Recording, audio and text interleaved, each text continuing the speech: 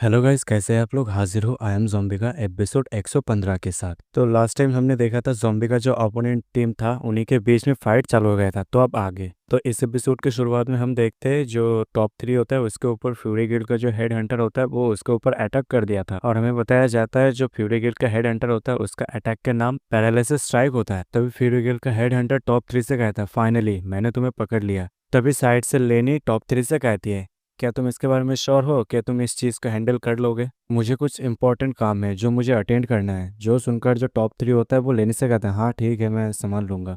तभी top 3 fury का head Hunter से कहता है, वो तो यहाँ से भाग रहा है, क्या तुम उसके पीछे नहीं जाओगे उसे पकड़ने के लिए? और वैसे भी तुम मुझे क्यों पकड़ रहे हो, क्योंकि तुम मुझे मार भी नहीं सकते। जो सुनकर फ्यूरी का हेड हंटर टॉप 3 से कहता है, तुम्हें इसके बारे में सोचने की कोई ज़रूरत नहीं, अपना मुंह बंद रखो। मैं उसे बाद में जाके पकड़ूंगा और अभी के टाइम पर मैं तुमसे डील करूंगा। और वैसे भी उसके साथ टॉप 1 डील कर ही लेगा। तभी हम टॉप 1 का सीन देखते हैं जो लेनी का जो अकाउंट होता है उसको बैन करने की कोशिश करते हुए कहता है, हाँ मैं इसके ऊपर काम कर रही हूँ। अगर एक बार उसका अकाउंट बैन हो जाता तो फिर मैं अपने अथॉरिटी का यूज करके उसको फिर से प्रिजन में थ्रो कर दूंगा। तभी इधर टॉप 3 फ्यूरिगल का हेड हंटर से कहता है, मैंने तुम्हें ऑलरेडी कहा कि तुम उसके पीछे जाओ, ये तुम्हारे भले के लिए कहा था मैंने, क्योंकि यहाँ पर मैं ही अकेला नहीं जिसकी चेन को उसने रिमूव किया था। तभी हम अगले पल देखते हैं जो फ्यूरिगल का हेड हंटर होता है उसका जो अपर बॉडी होता है वो ऊपर से गायब होता है एक लाइटिंग स्ट्रोक की वजह से। और हम देखते हैं ये जो कुत्ता वाला मॉन्स्टर होता है ये इसने किया होता है। और जो कुत्ता वाला मॉन्स्टर होता है वो फ्यूरिगल का हेड हंटर को खत्म करने के बाद सीधा टॉप 2 की ओर बढ़ती है, जिस वजह से हम देखते हैं एरिना का एंट्रेंस में एक बहुत ही बड़ा ब्लास्ट होता है जो देखकर कुछ ऑडियंस काफी ज्यादा कंफ्यूज हो जाते हैं। और वो लोग कहते हैं वहां पर एक्सप्लोजन कैसा था, लगता है उस एंट्रेंस से कोई बहुत ही ज्यादा पावरफुल पर्सन बाहर आ रहा है। और जो रैबिट वाला इंसान होता है वो कहता है, क्या सच में? आखिर ये नया पावर हाउस कहाँ से आ गया? और हम देखते हैं उस धुएं में से टॉप 1 बाहर निकलती है और टॉप 1 बाहर निकलते ही कहती है, सीरियसली ये काफी ज्यादा अननोइंग था। आखिर तुम लोग एक ही प्लान के सब स्टिक क्यों नहीं रहते? और ऐसा लगता है मुझे तुम्हें एक अच्छा सा लेसन सिखाना होगा। तभी जो कुत्ता होता है वो टॉप 1 का वार्निंग सुनकर वहाँ पे रोड करने लगता है। वो टॉप 2 को देखकर वहाँ पे जोर जोर से रोड करने लगता है। लेकिन अगले पल हम देखते हैं उसके फेस पे एक बहुत ही बड़ा सा मुक्का आके पड़ता है और हम देखते हैं अपने ज़ॉम्बी ने उसके फेस पर एक जो बहुत ही बड़ा और जबरदस्त एक मुक्का लैंड किया होता है। और अपने ज़ॉम्बी उस कुत्ते को मुक्का मारते हुए कहता, ओह लगता है ये मेरा अगला ओपोनेंट है। लेकिन ये दिखने में काफी ज्यादा डिफरेंट क्यों लग रहा है जो प्लान में था? क्या कोई मुझे बता सकता है आखिर ये बड़ा सा कुत्ता आया कहाँ से? प्लीज क्या कोई आके इसके गले पे कोई पट्टा पहनाएगा? अपना ज़ॉम्बी ये सब कह ही रहा होता है लेकिन जो बड़ा सा कुत्ता है वो बड़े तेजी के साथ अपने ज़ॉम्बी के ऊपर अटैक करने के लिए आता है। लेकिन अपना ज़ॉम्बी उसके अटैक को आते हुए देख लेता है।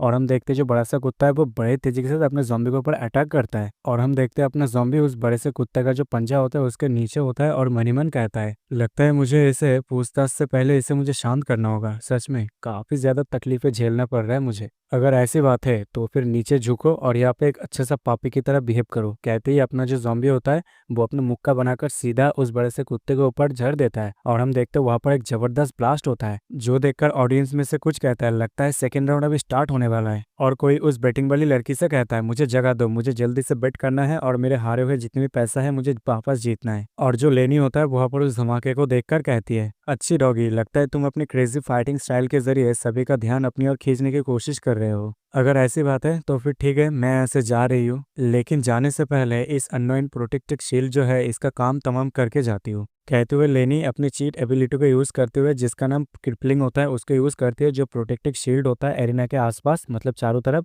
उसको वहाँ पे क्रैक करने की कोशिश करती है। जो देखकर जो ऑडियंस होती है वो सब कहते हैं, अरे इस शील्ड के साथ क्या माजरा है, इसमें दरारें क्यों पड़ने लग रहा है, इसमें क्रैक क्यों पड़ रहा है? तभी जो लेनी होता है उसको एक झटका महसूस होती है और अगले पल सिस्टम के द्वारा बताया जाता है, अलर्ट, कैदी यहाँ से भागने की कोशिश कर रहे हैं, इस डंजन का जो बैरियर है वो अंडर अटैक्ड है, फायरवॉल को एक्टिव करके सिस्टम को रिपेयर किया जा रहा है। और हम देखते हैं जो शील्ड के ऊपर वहाँ पे दरारें पड़ने लगा था वो अगले पल वहाँ पे रिपेयर हो जाता है। जो देखकर लेनी अपनी हाथ झटकते हुए कहती है, जैसा मैंने सोचा था ये बहुत ही जल्दी रिकवर कर रहा है, जैसा उम्मीद था। लगता है होममेड जो चीट कोड है उसके जरिए मैं हेड ऑन हेड यहाँ पे फाइट नहीं कर सकता ऑफिशियल सिस्टम के साथ। एक डायरेक्ट सिस्टम ब्रिज लगता है यहाँ पर इम्पॉसिबल है। तो इसके लिए मुझे एक छोटा सा फाइन ट्यून रूल्स को ढूंढना होगा, ब्रेक करना होगा, ताकि मैं यहाँ से कम्प्लीटली एस्केप कर सकती हूँ। और साथ ही साथ मुझे अपना जो ओपोनेंट है उसके साथ भी डील करना होगा और इस डंजन को क्लियर भी करना होगा। और हम देखते हैं अपना ज़ॉम्बी जो अपनी दोनों टांगों से उस बड़े से कुत्ते को सर पे एक जबरदस्त किक मारता है, जिस वजह से जो कुत्ता होता है उसका मुंह जमीन पे धंस जाता है। तभी अपना ज़ॉम्बी टॉप 1 को देखकर टॉप 1 से कहता है, यहाँ पर इतने सारे लोग एक ही साथ फील्ड में क्या कर रहे हैं? तुम मुझे पहले ही बता सकते थे आखिर मुझे किसके साथ फाइट करना है और किसे हराना है। अपना ज़ॉम्बी ये सब कह ही रहा होता है, लेकिन जो बड़ा सा कुत्ता होता है वो वहाँ पर एक रोल लगाता है, एक बहुत ही बड़ा सा वहाँ पर एक बैक फ्लिक लगाता है, जिस वजह से हम देखते हैं जो बड़ा सा कुत्ता होता है वो वहाँ पे उल्टा मतलब सीधा खड़ा हो जाता है, और हम देखते हैं अपना ज़ॉम्बी सीधा जाके ग्राउंड पे धंस जाता है। और अपना ज़ॉम्बी उस बड़े से कुत्ते को मतलब कुत्ते के जो ताकत होता है वो देखकर अपना ज़ॉम्बी उस कुत्ते से कहता है, अच्छा डॉगी, लगता है तुम यहाँ पे काफ़ी ज़्यादा स्ट्रांग हो, हाँ।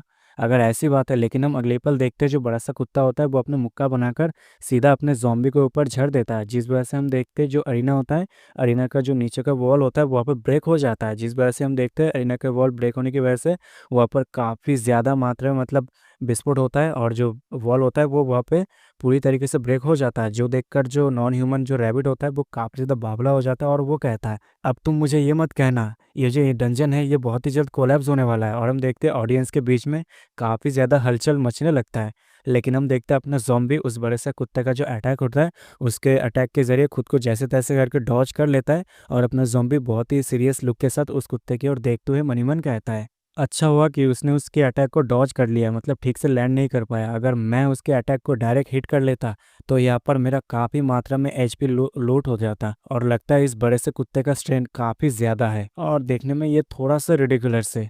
और हम देखते हैं उस कुत्ते के अटैक की वजह से ग्राउंड वहाँ पर पूरी तरीके से एक बहुत बड़ा सा होल बन गया होता है, तभी वहाँ पे सिस्टम अपीयर होता है और सिस्टम के द्वारा बताया जाता है अरीना का जो बैरियर है वो डैमेज हुआ है, उसे रिपेयर करने की प्रोग्रेस में लगा दिया गया है। और हम देखते हैं जो कुत्ता होता है वो वहाँ पे काफ़ी ज़्यादा रेज मोड में होता है और वो वहाँ पे घुराने लगता है, और ये सब देखकर टॉप वन मनीमन कहती है, लगता है ये बिजार्क मोड में जाना चाहती है, अपने चीट कोड को यूज़ करके खुद का जो स्टेट है उसको मॉडिफाई करना चाहती है। अगर वो ऐसा कर लेती है तो ये बहुत ही टेरिफाइंग बहुत ही ज़्यादा पावरफुल मॉन्स्टर में बदल जाएगा, और अगर ऐसा हो जाता है तो फिर प्राइस के तौर पर इसका जितने भी एट्रीब्यूट्स है वो इतना ज़्यादा ओवरफ्लो होगा, उसका स्टेट इतना ज़्यादा बढ़ जाएगा, सिस्टम का जो डिस्प्ले है वो अच्छे से उसको डिस्प्ले नहीं कर पाएगा, और उसके बदले ये होगा ये काफ़ी ज़्यादा इन्फिनिटी हो जाएगा। तभी हम देखते हैं वो बड़ा सा कुत्ता अपने पंजों से अपने ज़ॉम्बी के ऊपर अटैक करने के लिए आता है, और अपना ज़ॉम्बी वहाँ पे खड़ा होता है और उसके अटैक को आते हुए देखकर उससे कहता है, सच में ये काफ़ी ज़्यादा दर्द देता है, लगता है इस मॉन्स्टर को बीट करना, इस मॉन्स्टर को हराना इतना भी ज़्यादा ईजी नहीं होगा, मुझे लगता है यहाँ पे मुझे थोड़ा सा सीरियस होना होगा। और हम देखते हैं जो वो कुत्ता होता है वो बड़ी तेजी के साथ अपने ज़ॉम्बी के ऊपर अपने पंजों से अटैक करता है, लेकिन अपने ज़ॉम्बी जो होता है उसके अटैक को बड़ी इजीली डॉज कर लेता है, और अगले पल साइड से घूमते हुए उसके ऊपर पंच मारते हुए ऐसा कहता है, हे अगर तुम यहाँ पे ब्लाइंडली मेरे ऊपर अटैक करते रहोगे।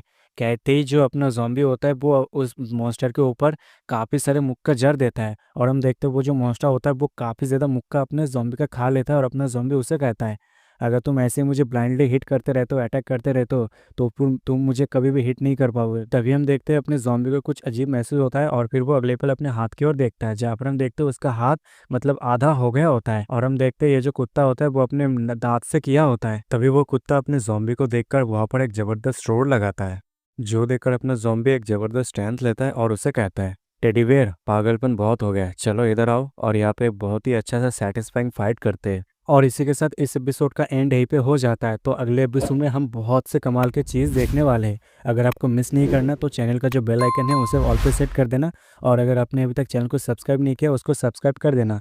मिलते हैं अगले वीडियो में, तब तक के लिए सायोनारा।